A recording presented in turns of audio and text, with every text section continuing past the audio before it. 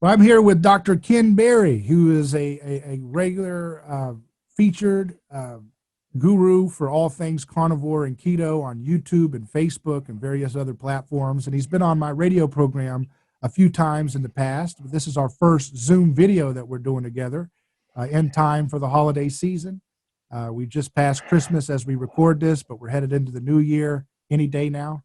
And I'm glad to have Dr. Berry with us. How you doing? I'm doing great. It's good to be with you. Forgive my appearance. I've been running the chainsaw all morning, so I'm not ready for prime time, but we're going to do it anyway. Hey, well, that's okay. You know, chainsaw action, that has a paleo musculature Yes, type development, right? absolutely. CrossFit to the extreme. Our ancestors had to cut down and shove trees down to create weaponry to kill those big Yep. animals, right? They wish they had a chainsaw. Absolutely. You know, I always like your perspective because you don't get stuck on one particular niche within the keto, carnivore, low carb world. You try to make a bridge for everybody within reason, right? And that's something that I've been trying to develop and figure out is what are the essential boundaries for a healthy lifestyle, a diet that Yep. it's not a diet, it's just a healthy foundational diet. Now, I've listened to some folks and they've been saying, we're in the keto space, but really the real killer that needs to be eliminated completely is vegetable oils, is seed oils, right? And then other folks say, no, no, no, no, no, it's the carbs and the sugar. That's the number one villain. So to me, it's like we're looking at a murder scene. And we Yep. know that there's a car that showed up and killed somebody. And we're trying to figure out who is the guy that shot and who was the guy that was the accessory to the murder. Is Yep. vegetable oils the direct murderer, or is he the accessory to the crime? Or is I it the think carbs and sugar, you know? I think when we find the getaway car, we're going to find a pile of sugar in the driver's seat, and we're going to find a big, greasy vegetable oil spot in the passenger seat. I think they're both intimately related to the multiple epidemics of chronic disease we have in the modern world. They may have both been driving. One may have been sitting in the other's lap. I am. They are both my enemy. I try to completely eliminate both of them from my diet on a daily basis, and I think there's credibility to both arguments. But I think really in the big picture, what we all should be doing is waging this war together, because my fight is not with the people who think that vegetable oils are the number one culprit. My fight is with the people we never meet, the people in the boardrooms, the people who helicopter into work every day. Those are the enemies who want us to have some sugar and some vegetable oil in every single meal of our day, every single day for our short, miserable lives. That's the enemy. The enemy is not the PhD or the doctor who thinks a little differently than I do, but otherwise we pretty much all agree. I'm hoping in 2021, all of the infighting in the keto carnivore community can kind of calm down, and we can all realize that we've got much bigger enemies that we need to be focusing on, besides the guy who doesn't believe exactly like you believe. Right. And it's always that whole idea that good fences make good neighbors. And sometimes I feel like, most of the fighting happens between those who are closest alike. It's almost like they have to fight Yeah. in order to distinguish their minuscule details so they can stand out better, Yeah, I agree. And I think there's two things going on. The first thing is that we're kind of fumbling around in the dark trying to rediscover what is a proper human diet. And so, it's like the blind men touching an elephant, and one thinks it's a rope, one thinks it's a tree, one thinks it's a wall, but they're all right, but it's different perspectives they're coming from. And I think that the proper human diet, that's what's happening. Some people are coming to it when they find out how unhealthy vegetable oils are. Some people come to it when they find out how unhealthy sugars, whether added or natural. A lot of people start with, oh, added sugar's bad, but then after they've been doing this a few months, they're like, you know what? The sugar in orange juice is just as damn bad as the sugar in Pepsi. I'm Right. sorry, but they're the same. And so a part of that's normal as we rediscover something. We're bickering, and then also the second thing is they're kind of trying to claim their little piece of the pie and trying to claim their moment in the sun, and that's human nature as well. And so I can't fault anybody for right, any of those things. That's just who we are. right. Yeah, I agree. It reminded me, you were talking about the people in the boardroom. Science Yeah, Alert, ScienceAlert.com had a story out just 4 days ago. It says a scary amount of nutrition science has deep ties to the food industry, study reveals. And it says absolutely. the food industry has their fingers all over our nutrition research. According to a new analysis, 1 out of every 8 leading peer-reviewed studies on nutrition is tied to business. Even Yep. worse, this conflict of interest, although acknowledged explicitly within the journals, tends to produce results that favor business and potentially with misleading consequences. Absolutely. Yeah. And I actually tweeted about that on my Twitter account a few days ago. So, and let me explain to people what happens. So, a PhD or an MD, if they're about to give a presentation or a lecture or they're going to make a video, they always disclose their conflicts of interest. And they'll say, I received a grant from Mondelez and I received a grant from PepsiCo. And so people in academia, they actually think that just because you disclose this, that makes it okay. And it would be exactly as if there was a murder trial going on, and the defense attorney stood up and said, "Now I have to disclose a conflict. I took $100,000 from the gun manufacturer," and then the prosecuting attorney stands up and says, "Well, and I have to disclose my conflicts.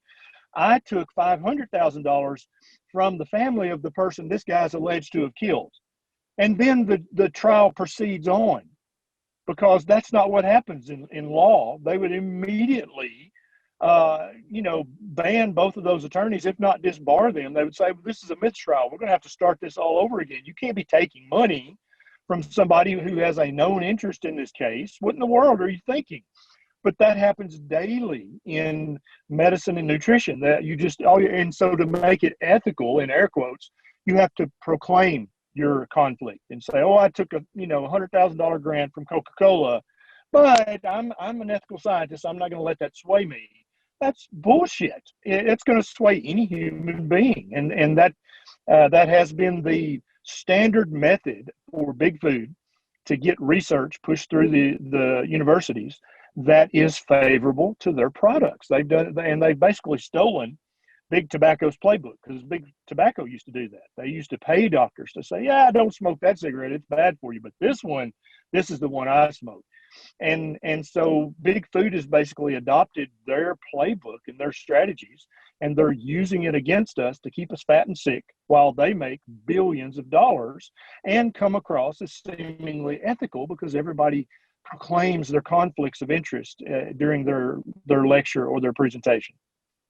Yeah, it's interesting. When I mention the problem of big food, some people will say, "Well, what about big cattle, big meat, big beef, and all this stuff? They're pretty corrupt too." And then I say, well, they obviously cartelize their own industry as well for their benefit, and they get Sure. certain kickbacks and regulations that control their market share. But at the end of the day, it's just about scale. Big meat is dependent on big corn and big soy for their feed. They're not going to start waging war on big corn and big soy as a product that humans should reject. They're not going to stand up for Absolutely. themselves. So they're happy and content to play the scapegoat in the industry because they've got their little cartel that the government has protected for them, and they're like, "Yeah, go ahead. I mean, beef's good for you, but if you want to tell us we're the bad guys, sure, go ahead. We're not going to rock the boat in front of big plant." Right. And I hear that argument often. And my answer to that would be, what I'm concerned with is the finished product of whatever industry that you're about to actually ingest into your body. And so I don't have much of a problem with, say, M&Ms. They don't make any health claims. They're like, this is a sugary, chocolatey, fatty snack. This is not good for you, but you love M&Ms, so you're going to have some. That's fine. But when the big industry I have a problem with is the cereal industry and the pasta industry. And these guys who are saying this is heart healthy, this is cholesterol free, this is low in fat, this is healthy for you, this is good for you. Or corporations like Coca-Cola and Pepsi who will say, look, all calories count. You can get your calories from grass-fed ribeye, or you can get your calories from Coca-Cola. Calorie is a calorie, doesn't matter. And that's complete bullshit, right? And that's the research that they pay for, is to get nutritionists and dietitians and researchers to say, yeah, a calorie is a calorie. It doesn't matter where you get it from. And so I don't have a problem with big meat, because their ultimate product that we put in our mouth is the most nutritious product you can put in your mouth. Mm-hmm. Whereas big food that I'm talking about is full of sugars and grains and vegetable seed oils. Those are the guys trying to pretend that their products are healthy. Those are the guys who are misleading humans, not only grown men and women like you and I, but I'm talking about young parents who have tiny children whose entire metabolic future rests on what their parents give them to eat in the first 3 years of life. Wow. And they're feeding them the goldfish crackers and all the little snacky, crappy shit that comes from Gerber and comes from General Mills and Nabisco and Keebler and Kellogg's. Those lifelong ramifications for that young human. They didn't make that choice. They didn't get to make that choice. And that's the big problem I have with big food. And yeah, is big meat a dog eat dog world? Yes, we're in a capitalist society, sort of. And that kind of stuff happens. That I don't have a problem with their business ethics or their business practices. I have a problem with the finished product that goes into your mouth and into your belly. Mm-hmm. So let's talk about the kid thing, because here we are headed into a new year. Everybody wants to do a diet in the month of January. It's a little ritual we've been doing since the dawn of time, I guess. Yes. And so here we go. And yet, talking about a great reset for society, going to change everything. But I thought, the best thing is a good start, not a reset. Absolutely. And so if we're going to talk about press start, all right, what are we going to put as the most optimal diet for our children? You said the first 3 years, is that the most critical time for what you eat? Yeah. The problem is when a fetus is in the womb, and in the first 3 years of life after birth, there are actually, we all know about genetics and the DNA, but what a lot of people don't understand is there is a second layer called epigenetics. And so you might have the DNA for obesity or for breast cancer or for psoriasis, but if you don't flip the epigenetic switches that make it possible for that to manifest itself, then you'll never suffer that malady. And a lot of people don't realize that. They think if it's in your DNA, you're doomed. That's it. But that's not the case at all. You never have to have breast cancer. You never have to have a flare-up of psoriasis. You never have to be morbidly obese. You never have to be type 2 diabetic. But even though you may have the genetics that make that more likely to happen in your case, you're in no way doomed to that. And that's why I want, when a woman first finds out she's pregnant, she has to start eating a proper human diet. And we'll define that as we come around to answer your question. But by eating a proper human diet, a diet that human beings have eaten for hundreds of thousands of years, you're not going to inappropriately flip those epigenetic switches that are going to increase your odds of that bad DNA that you might have a snippet of actually being translated and then fulminate in whatever condition we're talking about. Does that make sense? Mm-hmm. And so just because you have a family history of this, that, or the other, if you eat a proper human diet and you stay away from the inflammatory foods and the inflammatory lifestyle, you don't ever have to suffer from that condition, even though it may be in your DNA. So what is a proper human diet? So what we're basically trying to do is mimic the diet that human beings evolved on, the diet that made us the apex predator, the apex species on this planet, because we would probably like to remain that. It's not much fun being the beta species because you tend to get eaten very often. So the number one rule for low carb, keto, ketovore, carnivore, the proper human diet is to eliminate all sugar from your diet, whether it's added sugar in a Pepsi Cola or whether it's naturally occurring sugar in orange juice. It doesn't matter. Get rid of all the sugar. There is no such thing as an essential sugar. There's no such thing as an essential carbohydrate. If you never ate another carbohydrate for the rest of your life, you would live a long, healthy, productive life and probably have good hormone levels and have great skin, great hair, look great in a bathing suit. That's possible for all of us. Number two is avoid all grains. Get rid of all the grains out of your diet. Rice, corn, wheats, oats, amaranth, millet, quinoa. These things are great for keeping you from starving to death. And that's why I often call them part of the slave diet. Because if you have prisoners or slaves who you want to keep from dying, but you don't want to spend a lot of money on their diet, you feed them rice and beans, grains and beans. That's what you feed them, right? And that keeps them from dying, but in no way are you optimizing their health. Then step number 3 is to get rid of all the vegetable oils out of your diet. Canola, soybean, peanut, safflower, sunflower. Those are the main offenders, but there's a long list. And the reason these are bad is because they have a very high omega-6 to omega-3 fatty acid ratio. And it looks like 100,000 years ago, if you were able to look at our fatty acid intake, our omega-6 to omega-3 would have been somewhere between a 1-to-1 ratio and a 4-to-1 ratio.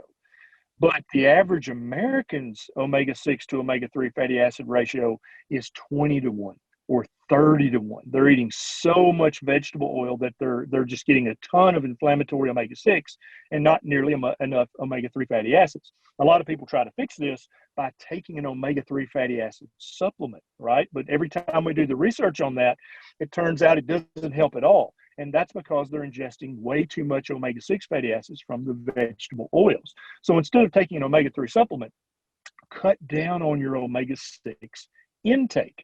Animal fats have omega-6 fatty acids. Some omega-6 fatty acids are essential. We have to have them, but only in very tiny amounts. And so when you cook something in canola or soybean, or you add that crap to your salad, or it's in your diet, then you're eating way too many omega-6 fatty acids and not enough omega-3 fatty acids. That leads to inflammation, and either directly or indirectly, depending on which guru you believe, it can lead to obesity and type 2 diabetes and all kinds of other things. So, and then step 4 for a proper human diet is to realize that human beings, for our entirety on this planet, whether you're a creationist or whether you believe that evolution occurred in whatever degree, we have eaten as much fatty meat as we could get our hands on as a species from the beginning. And we know this because paleoanthropologists use something called stable isotope analysis. And they can actually look at the carbon and nitrogen and strontium in the bones, in the teeth of our ancestors from 1,000 years ago or from 150,000 years ago. And they can tell you how much meat they ate in their diet. And for the majority of our time, especially before the agricultural revolution about 12,000 years ago, if you checked one of our skeletons, our teeth, our some collagen, if there's any left, we were actually classified as super carnivores, which means that not only did we eat all the herbivores, but we ate carnivores too. And so we would definitely eat the woolly mammoth. We would eat the was the size of a Volkswagen. We would eat all that stuff, but we would also eat saber-toothed tiger too, if we could get him.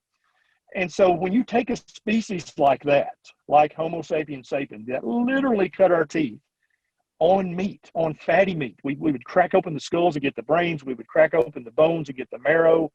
We lived on this omega-3 rich fat and all this meat and all the collagen that comes from that. And then now you're going to tell that same exact species, because we haven't evolved in any appreciable degree, we're still the same species. And so we may be very modern, and we may have our cell phone we're doing a Zoom call on, but we're still, our physiology, our biochemistry, our DNA is the same exactly as it was 100,000 years ago. Yeah. And so you can't now tell that species, oh, you should eat lots of whole grains and use canola oil, and it's fine to eat, 50 grams of sugar a day. You're going to make that species fat and sick if they follow the current guidelines. And so the proper human diet doesn't consist of any of those things, but it does consist of a lot of fatty meat and a little bit of veg if you want it. And that is a proper human diet. And if someone starts on January 1 with that, they're going to see amazing results. In as the weeks go by, you'll be able to tell weekly that you're giving your DNA and your physiology the exact proper diet that it needs. Why did it become taboo to eat our carnivorous animals in today's modern society? And theoretically, this is just us speculating here for a moment, would it assuming that we didn't have a taboo or access problem, would carnivorous animals even be more nutritious for our consumption rather than the animals that we eat because they're maybe closer to our structural body composition? I think probably eating the large fatty herbivores that's our sweet spot for optimal health. Anytime you start to eat a carnivore, you have to realize that you're eating everything that the carnivore ate. And so if there's any kind of toxins or pollution or pollutants in your area, that's gonna build up as all the mice eat all the whatever, and then all the cats eat all the mice, and then all the coyotes eat all the cats, and then the saber-toothed tiger eats the coyote. And it's kind of like the same thing that was happening with our the bald eagles and stuff when DDT was sprayed. It actually goes up the chain, and the carnivores get the biggest hit. And so I really think the sweet spot for humans is to eat ruminant meat mainly, maybe some seafood, maybe some other stuff.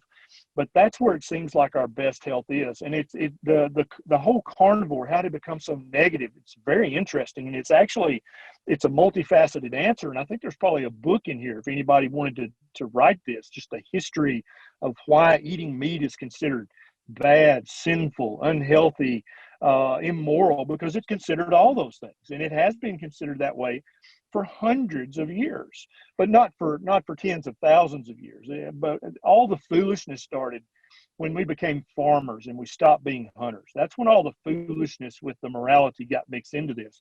And so the word carnal, like carnal pleasure, it comes from the same prefix that a carnivore diet comes from. And it became very fashionable to believe in early religious circles that eating meat was sinful, was immoral, was unethical. And so that actually got written into some religions, right? And so then we've got our nutritionists and our dietitians and our PhDs and MDs. They come along about 50, 60, 70 years ago, and they say, oh, eating saturated fat is bad for you. It'll raise your cholesterol and cause you to have a heart attack. Well, you see how that fits right in with eating meat is bad, because that's where you're going to get saturated fat is from meat and coconut oil.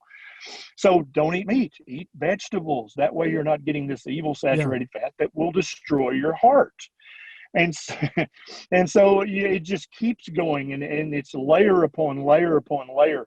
If you see a magazine ad of a woman smiling, she's invariably eating salad. She's never eating lettuce, right? Yeah. I mean, she's never eating meat. She's always eating salad, and she looks so happy. Or and if you she want to looks so get pure. Yeah, if you want to see those play toys that kids play with at the play kitchen, it's always lots of fruits and That's right. grains. There's hardly any little Yeah. steaks, you know? Yeah, and we have tried. It looks like we've been trying as a species since the agricultural revolution to train all humans to just eat plants. But we're a very hard species to train, and we know in our deepest recesses of our DNA Yeah. that we need the nutrition from that fatty meat, and so we keep sinning. Even Yeah. though it's a sin, Yeah. we keep doing it. I'm a Christian, but I think a lot of the problems that are baked into people's reaction to meat consumption lies in their interpretation of Genesis when it says that the beginning that the garden was created with every seed and plant. And so Yep. even conservative traditionalist Americans still, oh, I eat meat, but they kind of feel like it's like candy. Yeah, that's what I eat because I'm a man, but it's not really Right. good for me, but I'm just eating it anyways. And it's like, but they would tell you, yeah, like our original design was to eat seed and plants in the Garden of Eden. Yeah. And then we fell, we started getting sinful and killing animals. And so God's Right. tolerated it.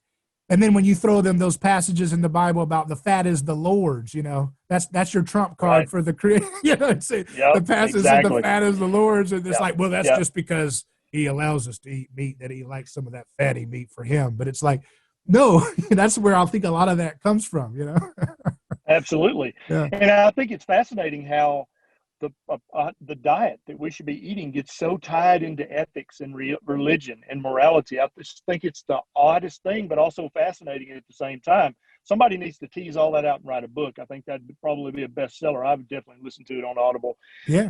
But the problem is that our food supply has been hijacked by these billion-dollar corporations, right? And so there's no markup to be made. If you're a rancher and you have cattle, there's going to be just a few dollars made from the cow in the field to the ribeye in the grocery store. There's a few dollars of markup, right? But if you're making a product that's made out of sugar and wheat, let's say, or soy and soybean oil, the markup from the field where it was artificially grown to the grocery store shelf is several thousand% markup. Wow. And these big corporations, they're not interested in a 20 or 30% markup. They don't give a damn about that. They're not even going to walk across the street for a 20% profit. Mm-hmm. They want products that they can put on the shelf that are shelf stable for 3 or 4 years, that they're making a 1,000, 2,000, 3,000% markup on. That's how they make billions of dollars. And that's why they're not really interested in meat products or, real actual vegetable products. They don't, there's no market for that where you can make $1 billion. And I wouldn't be surprised if there's not a big, and I don't mean this like in a concerted conspiracy, but it always seems like the elites of society, they reserve the meats for themselves, and they get the peasants to be Sure. thankful for their grits and their gruel. Absolutely. And I think Absolutely. so. It's not like they're all in it together, but like each evolution of human culture, it's always the rich getting their pheasants and their fatted pigs on the king's table, Yep. and then you see the people building their monuments eating gruel, and they're being so. It wouldn't come as a surprise that if the elites are concerned about keeping people, kind of good worker bees and keeping the meats for themselves, that they would convince the dumb peasants, you eat your gruel and you shut your mouth because it's good for you. Look at that Quaker on the box. He's a good guy. You That's want to a be a good guy. fascinating theory. I like that. Maybe there's something to that. Yeah. Because when you eat a diet that's full of grains and seed oils, your testosterone is naturally lower. You hold more likely to be sick. You're more likely to have joint aches and pains. And so therefore you're more likely to need the products of big pharma as well. But with a low testosterone and a high estrogen, eating a lot of grains and vegetable oils, that's going to give you that. You're not really very revolutionary in your thought process. Yeah. You're kind of blah, and you're kind of like, whatever, you go along to get along. You just want to get home and sit in your recliner and watch TV. You're not really very argumentative. But Americans were known a couple of hundred years ago for just being arrogant, know-it-all, mouthy, just you do not offend me, or you and me will meet up outside. That's kind of the attitudes that built this country. Right. But now those attitudes are very frowned upon. You're low breeding if you have an opinion and you're going to stick to it and you stand for something. Yeah. Then that's frowned upon, because they'd rather you just be laying in your recliner watching reruns and eating some kind of sugary wheat-filled snack. That's what they'd much rather you be doing. And, I tell people all the time, people like Nikola Tesla, they didn't wait around for an election to be resolved to decide whether they could create alternating current. They got out and did it themselves. And that's what made America great. And now all the men and women, they're both, emasculated to some degree, and they sit around and they wait for an election to decide how to solve pollution, or an election to decide how to defeat cancer, instead of rolling up their sleeves and having the courage to say, no, I'm going to be the Tesla for cancer. I'm going to be the Tesla for pollution. And that requires testosterone. That requires a healthy consumption of meat and reduction of carbs and sugar, right? Absolutely. Right. Absolutely. And I think sitting around waiting for somebody to save you, waiting for somebody to be elected to save you, I think that's probably uniformly a bad plan and a bad idea. The way things are looked in 2020, and the way things are probably going to look in 2021, we probably need to become very intimately interested in saving ourselves and saving our family, and defending ourselves and defending our family and protecting ourselves and family. And you can't do that if you're fat and sick and inflamed and miserable and you've got brain fog. You can't do those things. You will fail, and then everybody you love will suffer. The only way you're going to be able to successfully pull that off is if you realize that the foundation of all freedom, of all liberty, of all the ability to actually make a meaningful difference in the world, the foundation is your diet. What are you built of? What is your brain built of? What your sons and daughters, what have you built them out of? Are they built out of junk food, or are they built out of real, proper human food? Because that matters in the big picture. And I think in 2021, it's liable to matter a whole lot more. How come these public health officials like Dr. Fauci, how come they don't speak out against vegetable oils and carbs and sugar? Why don't they, if they really care, if they really, really care, why don't they even say, hey, guys, you know what? Yeah, the food pyramid says eat lots and lots of vegetable oils and carbs and sugar. don't worry about it. You got to stop eating this stuff. Why can't Yeah. they do it if they really care Well, about people? well, let's talk about the complete absence of any mention of metabolic health when it comes to being either your risk of being infected by this virus or your risk of succumbing to this virus. There are mounds and mounds of evidence, of research showing without doubt, proven science, that the more pre-diabetic you are, the more likely you are to catch any viral infection. The more diabetic you are, the more likely you are to die of any viral infection. This is known. This has been known for 50 years. Have you heard a single public health official mention that? All they're talking about is a vaccine that a company is going to make billions of dollars on, or a treatment that another company is going to make billions of dollars on. Not a single, not the Surgeon General, not Fauci. I haven't heard anybody saying, if you would just get your blood sugar under control, you would be much more able to not die from this. You might still have it. It'd be like a terrible flu. You'd be in bed for a week or so, but you'd survive, and then you could continue to take care of your family. But have you heard a single person mention that who's speaking on Fox News, CNN, MSNBC, anywhere? Not a single. No Right. one. That's odd, isn't it? No. Isn't that odd? Because nobody makes $1 billion if people just stop eating sugar. Nobody makes $1 billion if people stop eating grains and stop eating vegetable oils. And then they tell us to blame our capitalism. We have free markets, so you just need less freedom, and then we'll get rid of it. It's like, no, wait a second. It's not about free market. You guys have your giant corporations because government has subsidized you, protected you from competition. Right, exactly. And they get their products, they get the sugar and they get the grains virtually free because of government subsidy. And that's how they're able to make a couple of 1,000% markup profit on all this crap they sell. But I want people to really think about it. It is known in medicine that the higher your blood sugar is, the higher your insulin level, the more inflamed you are, the more likely you are to catch any virus, including COVID-19. The more likely you are to die from it. Why has that not been mentioned on Fox News or CNN? Not a single time. I haven't seen anybody mention that. All they want to talk about is the vaccine and the prescription medications. You got to ask yourself why. Why you could save millions of people's lives if you just told them, get your metabolic health in order, and here's the 4 steps. You ask Dr. Berry, he'll tell you on his YouTube channel, step 1, step 2, 3, and 4. That's all you got to do. I'm not saying that would cure COVID or keep anybody from becoming infected. I'm saying it would make it a much less devastating catastrophe than it currently is. Do you think if we eliminated, because people don't want to change their diet, what if you said, okay, they'll keep eating everything they're eating, but they're going to eliminate everything with vegetable oils? Would that make a big improvement or no? That would, yes, absolutely. That would make it big. So if they're still eating potatoes and fruit and all this stuff, but they're just not eating vegetables, would that make a huge improvement?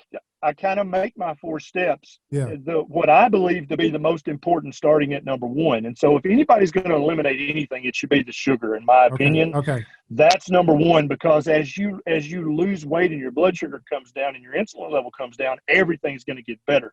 Now, are vegetable seed oils still inflammatory? Hell yes, they are. Are they still leading to chronic inappropriate inflammation?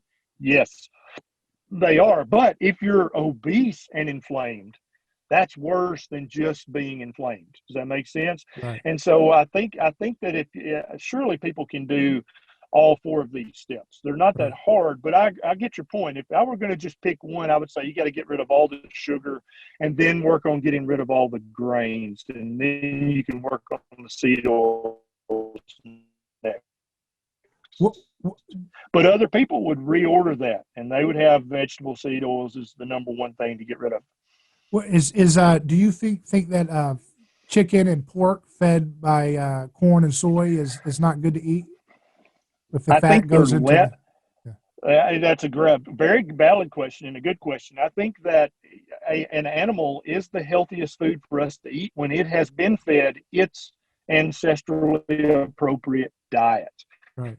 So if you feed a cow or pigs or chicken all this inappropriate crap that we feed them in the confinement feedlots, they're not as healthy as they would be if they were on pasture eating the diet they're meant to be eating, but they're still healthy. They're just less good, but they're still good. Absolutely. I don't think you could feed a chicken or a pig a terrible enough diet to ever make eating the meat of a chicken or a pig as unhealthy as eating Doritos and jelly donuts and goldfish crackers. I don't think that's possible by its definition. Meat is a health food for human beings. You can make it less healthy by feeding the animals inappropriately, but I don't think you can make it unhealthy ever. Right, right. So going back to the new year and this reset versus a great start, I want to zone in real quick with you on what kids should eat, because Sure. there's a lot of bad stuff that's hard to undo for adults, but maybe if we get our next generation right, they can have a way better head start. Yes. So, you said the first 3 years after you're born are the most essential. Now, again, Right. within this space that I'm listening to you guys on, I hear different emphasis. So I'm trying to get the most accurate information that we can discern from your perspective here, which is, some people Right. say, let kids have lots of fruits. They've got an energetic body. They're very, their brain is developing. Their body's growing fast. Give them the fruits. Give them the fruits. Not going to kill nobody. Yep. Not going to hurt anybody. And then other Yep. people would say, no, it's too much sugar. If you got to give them something besides meat, give them vegetables. But then somebody Yep. else would say in the carnivore world, no, the vegetables have way more plant toxins. Right. Fruit Right. is better than plants because, it's got sugar, but it was made for you to eat more than the plant stems and leaves are. So Yeah. how do we Isn't sort this that isn't out? this exciting? It's so exciting trying to figure all this out, right? Yeah. I mean, it's like we're rediscovering what our ancestors just took for granted. Yeah. So my answer to that would be, let's play a little mind game. Let's go back in time 100,000 years, okay? And you and your young bride, you're living in northern Canada, northern Siberia, right? And it's November. Now, you had a baby, and I've got a young little chap. His name's Beckett. He's 14 months old, and we'll talk about his diet in a minute. But you guys are living up there in northern Siberia. It's the middle of November. There's 1.5 feet of snow on the ground, and your baby is now 14 months old, and your wife's like, we need to wean this baby. What foods do you have available for that baby to eat? Do you have papaya or mango or pineapple, or what do you have? What's that baby going to wean? What is that baby going to cut its teeth on? Meat, reindeer, caribou, whatever, polar bear, seal. That's what that baby's going to eat, is fatty meat.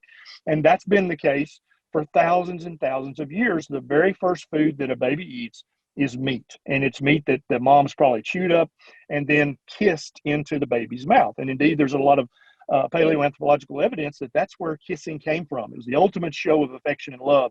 You were actually giving your baby the food, because if you had other siblings around and other cousins, they'd be snatching it out of your hand, but only by giving it mouth to mouth could you ensure your baby's nutrition. So next time you're on a nice date and your loved one kisses you and you get a little ribeye, that's a sign of ultimate respect, right? That's the ultimate display of affection, 100%. Even better if it's ribeye. And so, my theory is that we have cut our teeth and we have been weaned off breast milk, which is absolutely the first food every baby should have without exception. Whether you have to buy it or find a wet nurse or whatever you have to do, a baby needs human breast milk for the first few months of its life. How long do you think optimally they should stay on breast milk if you can do it? It looks like in the paleology research, it looks like 2 to 4 years is what we did back in the past. I don't know if that, and so we're always faced with this question: is that optimal, or is that okay, or is that you see? And there's different questions you can ask. So, what's the optimal period? I don't know. At least a year of breastfeeding, but maybe longer. I think the research is we need to do more research on that. But for the first year, no other liquid should pass your baby's lips than breast milk. That is the proper human diet for a baby under 12 months of age is human breast milk, preferably from that baby's mother, but from another human mother if that woman cannot, make breast milk. So Beckett is 14 months old. He got his first tooth when he was 4 months old. This is my youngest son. His first food that he ever ate, we were eating ribs. And I had eaten all the meat off a rib, and he was 4.5 months old, had one or two little teeth coming in. And so I just handed him a rib that I had already eaten most of the meat off of. And he took it, stuck it in his mouth, as all kids will do.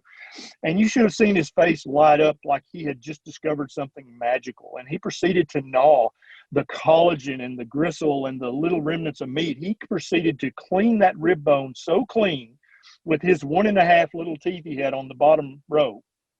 He cleaned it up so much that when he finally dropped it in the floor, the dog didn't even want it. The dog was like, well, I'm not even going to pick that up. It's nothing left on it. So his second food was eggs. His third food was chicken liver. And he has eaten maybe 1% of his diet is plant-based. He's had a little avocado, a little pickle, a little olive. We tried to give him some blueberries and raspberries for his birthday, but he didn't like them. He didn't even want them. He wanted the meat. He wants the meat. Every morning he has bacon and eggs for breakfast, and then he has some kind of ruminant meat for lunch, and he's still breastfeeding actively. So, I mean, and in every way you can measure this child, he's off the curve for every good human attribute. And I think all of our babies would be like that if they were fed the proper human diet from day one. But what Beckett's not getting done is he's not having inappropriate epigenetic switches flipped. Because I'm sure if you looked at my DNA and his mom's DNA, there's a family history of this and that and this and that, right? But if you never trip those epigenetic switches, then he never has to suffer from that. And so by starting out day one, his mom was keto the entire pregnancy. And now she's a carnivore as she breastfeeds, got a great milk supply. And when he drinks milk and he eats meat, and that's it. Is there any indication that whole fruits and vegetables can trip those switches, or is it only going to be the processed carbs that'll turn those bad switches on? Well, definitely the processed and ultra processed, they are the devil. That we can truly say they are bad.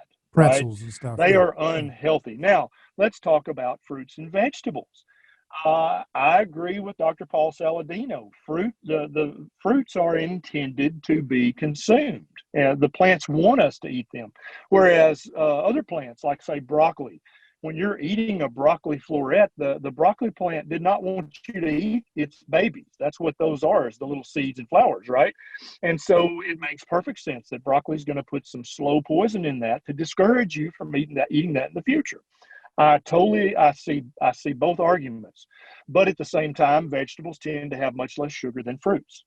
And so currently we're all fumbling around trying to rediscover what the truth of this matter is. And I think ultimately the truth is that eating fruit is less bad than eating ultra processed junk food from Keebler and Nabisco and Kellogg's and Post, right? I think that eating vegetables are less bad than eating junk food from PepsiCo and Coca-Cola and McDonald's and Burger King. But the only thing we can say that is truly good, optimal for human health, is meat, is eggs, is butter, is things that we have tried our best to eat as much as we could for our entirety of existence on this planet. Add some fruit, I think it's fine, but don't make fruit the biggest part of your diet. Right. So if you're looking at a dinner plate, let's ignore the federal government's My Plate guidelines. I'm going to give you Dr. Berry's My Plate guidelines. Half of it needs to be covered with meat, at least half, if not more. And then if you want to put a little fruit and a little veg on there, I think that's fine. Is it optimal? I wouldn't think so. Some people would think so. That's still to be decided. What's absolutely not up for debate is putting grains and putting vegetable seed oils and putting sugary treats. That shouldn't be on your plate at all. Now, if you wanted your entire plate to be covered with meat, yes, absolutely. If you want 3/4 of your plate meat and 1/4 veg, yes, absolutely. I think any spectrum from at least half your plate to all your plate being covered with meat, that is my definition of a proper human diet. When you fill the remainder of your plate with some natural veg or some natural fruit, that's a proper human diet. And I think we've eaten it for a long damn time. And I think anytime somebody listens to a multi-billion-dollar corporation tell them a calorie is a calorie, you can have a little tiny Coke, it's fine. You can eat cereal for breakfast every morning. They're great. Anytime you're listening to that bullshit and you're buying into that, you're causing yourself and your family to suffer health problems that they could have avoided. Do you think that implementing fruit and vegetables as a large portion of daily consumption for a child could potentially be roadblocks or retardants for the development of the child? Absolutely. And I don't mean that retarding them in the literal. I mean, I know exactly what you mean. Yes, sir. And so my answer to that is, Would There you is have an nothing Einstein magical. if you went carnivore only, but you're going to Yeah, settle for a that is an excellent question, and there are thousands of carnivore babies out there right now that may break the curve when they get into school, because they'll have to take a special test, because if they take the regular test all the other kids take, they just destroy the curve every time. That is a distinct possibility, and that's actually what I believe is going to happen is they'll have to have special schools for carnivore kids, because they can't even compete and play with the regular kids, because it wouldn't be You're fair. dead serious about it. You think this is going to be that I'm big of a 100%. difference? Wow. It's Wow. an absolutely. Think about any animal, Mhm. David. Think about any animal. If you take any animal and you feed them an inappropriate, crappy diet, they're never going to live up to their true potential. That's kind of a truism of biology. I mean, you can't even argue with that. When Mhm. you feed an organism its proper diet that's species specific, it is going to have an optimal strength, optimal intelligence, optimal speed. It's going to have everything. But if you cripple it by feeding it a prisoner diet or a slave diet that keeps it from dying, but also keeps it inflamed and keeps it overweight and keeps it in a mental fog all day, is that animal going to be optimal? No, of course not. That's just common sense. And so, yeah, I think it's going to be very interesting watching all these carnivore babies grow up and how they compare to kids that grew up eating Kellogg's and Post and Pepsi and Right. Coca-Cola. Now, here's another issue that's more social, but I think maybe you can provide some encouragement or feedback on this. A lot of people say, well, what about when they're, when they're baby, it's easy because they don't really have a say. But once they're 2, 3, 4, 5, 6, now they get really opinionated. And what about when they start spitting Yep. out the good, healthy meats and they just want to eat bananas all day? And that's what happens. I think a lot of women say, oh, yeah, I was trying this carnivore thing, but he doesn't want the ribeyes. He wants bananas and yogurt and all this crap. So they just Yep. settle for that mediocrity. Sprinkle some ground beef like sprinkles on top, But the real enchilada Right. becomes this fruit. Is that going to Well, be here's the. I how do you think switch here. that? Well, I think that it's very difficult to switch that. I totally agree, and that's why I think babies should be started off. The first food they ever taste should be succulent, fatty meat. It should not be goldfish crackers or the crap that Gerber makes or the crap that Keebler makes. And Mm-hmm. I don't even think it should be fruits, Mm-hmm. because if you're giving a baby pureed peaches, right, that's just sugar. Literally, that's just sugar with a Is little there bit any, of vitamin C added in. there's not a lot of That other baby is vitamins in there? developing a sweet tooth from. No, there's nothing. Go look at the bottle of Gerber. It Mm-hmm. tells you what vitamins are in there. It's devoid of nutrition. If you compare 1 ounce of pureed peaches or pureed kale or whatever, you take whatever vegetable you want, and we're going to compare that to the nutrition found in 1 ounce of pureed liver, chicken liver, pork liver, beef liver, doesn't matter. The liver is going to blow the stupid pureed peaches out of the water with regard to nutrition. Fruits are basically nutrient void. They have a little bit of vitamin C, they got some fiber. That's really it. And if people don't believe me, you can actually look up on the USDA website, their food database. You can look at 100 grams of liver, what's the nutrition in it, then look at 100 grams of your favorite superfood fruit, Mm-hmm. blueberries, Aussie berries, peaches, whatever you think is a superfood. Compare it to the same weight of liver, and you'll walk away crying, because your fruit's going to get its ass kicked. It has no nutrition compared to the nutrition in meat. Meat is the most nutrient dense food on the planet, with liver being the ultimate nutrient dense superfood.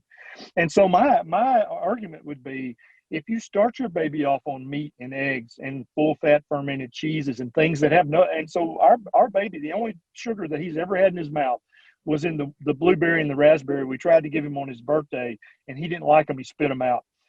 So that baby, when he gets 2 or 3 and starts to get an attitude, we've already developed his palate, haven't we?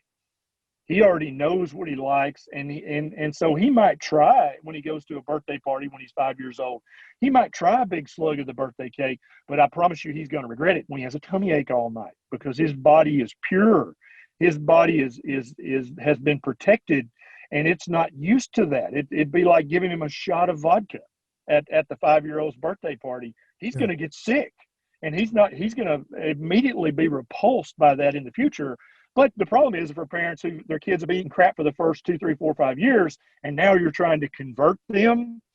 That's a challenge, but I think it's entirely possible and entirely doable. And it is something you should expend effort trying to do, because their health is not lost. You can salvage much of their health if you do that. Now, this gets to the heart of what's so difficult about these changes here as we land the plane, which is, we're talking about the parental and kid thing, but it Yeah, also applies to adults, which is social conformity, especially sure. kids. And I think a lot of parents are terrified of the thought that, well, I don't want to mess up my kid's mind.